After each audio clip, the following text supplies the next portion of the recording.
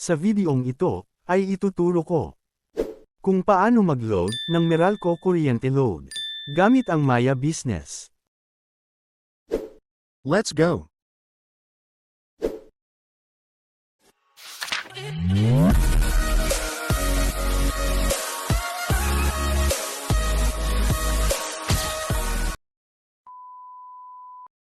Pindutin ang Maya Business app at mag-log in.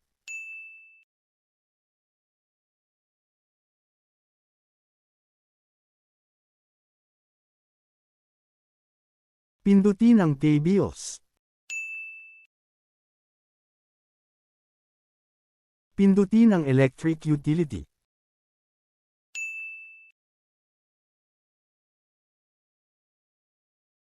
Dito sa search bar, i-type natin ang Meralco.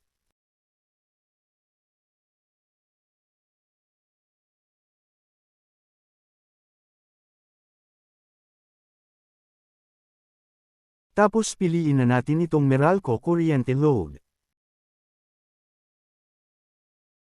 Dito sa account number, ilalagay na natin dito ang 12 digits account number ng Meralco Kuryente Load. Dito sa susunod, ilalagay na natin ang amount. Tapos dito sa baba, ilalagay natin dito ang cellphone number ng ating customer. Tapos pindutin na natin ang next.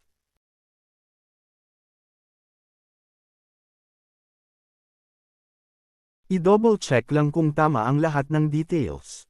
At pindutin na ang confirm.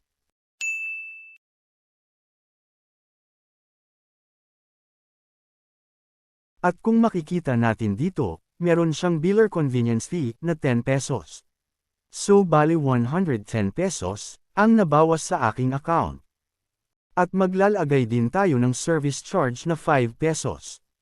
So bali 115 pesos ang babayaran ng customer.